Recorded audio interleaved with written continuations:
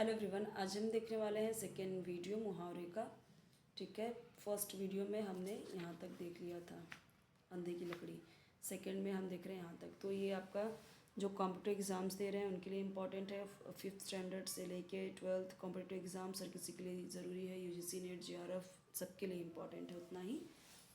ठीक है, तो अभी देखते हैं हम यहाँ पे आंखें दिखाना यानी डराना धमकाना। मुझे क्या आंखें दिखाते हो, जो असली गुनहगार है उसे जाके पकड़ो। तो आंख दिखाना हम नॉर्मली देखते हैं कि हमारे पेरेंट्स कैसे गुस्से में देखते हैं ऐसे आंख से, तो बोलते हैं। अगर हम आंख दिखाने लगे तो बोलते हैं आंखें मत दिखाओ। तो आंखें मत दिखाओ मतलब मुझे मत डराओ। आँख खोलना मतलब बोलते हैं ना कि भाई उसने ऐसा काम किया, ऐसा मेरे साथ किया कि उसने मेरी आंखें खोल दी। अच्छे चीज़ के लिए भी बोलते हैं, बुरे चीज़ के लिए भी बोलते हैं। ठीक है, आंखें खुलना यानी होश में आना। किसी ने आपके साथ बुरा किया, कहीं से आपको उसके बारे में पता चला, आप अवेयर हो गए उसके बारे में, आप बोलते मेरी आंखें खुल गई।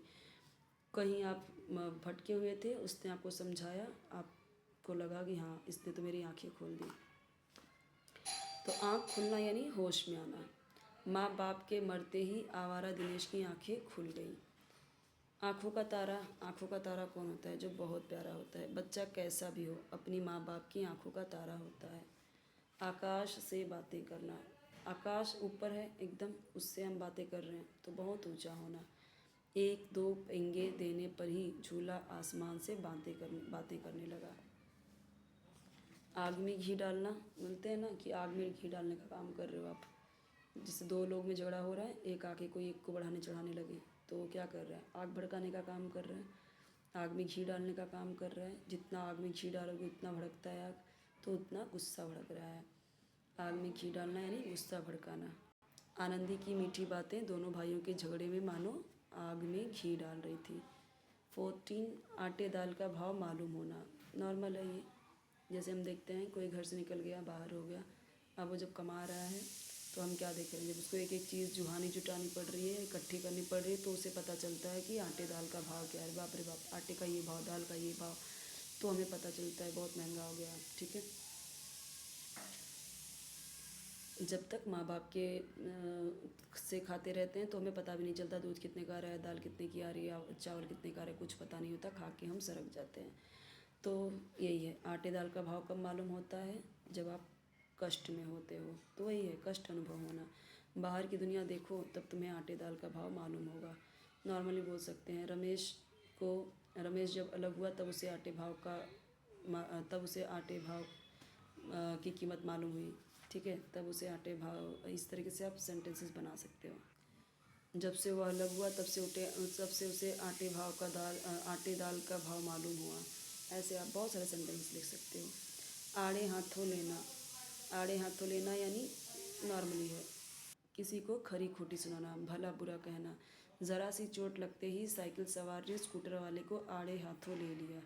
आड़े हाथों ले लिया यानी खूब उसे भला बुरा सुनाया। आपे से बाहर होना, हम बोलते हैं ना आप अपने आपे से बाहर मत हो। आपे से बाहर कौन होता है? जो बहुत क्रुद्ध होता है, बहुत क्रोधित होना।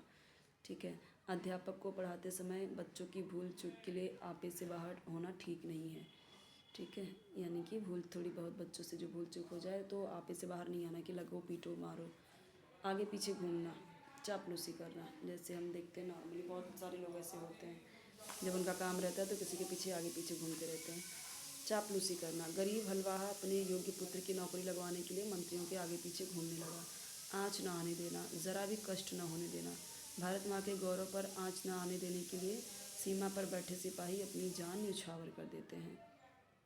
उंगली उठाना यानी लांछन लगाना।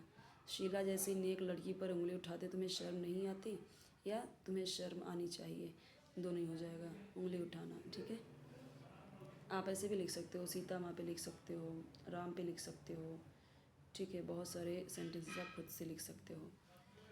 कलेजा मुँह को आना, अत्यधिक विकल होना, बहुत ज़्यादा व्याकुल होना। पुत्र को अस्पताल में दम तोड़ते देख माता पिता का कलेजा मुँह को आने लगा। और भी सेंटेंसेस आप अपने तरीके से लिख सकते हो। गुलछर्रे उड़ाना यानी मौज उड़ाना, मौज मस्ती करना। इधर बाप मरा उधर आवारा राजू उनकी कमाई दौलत पर गुलछर्रे उड़ाने लगा।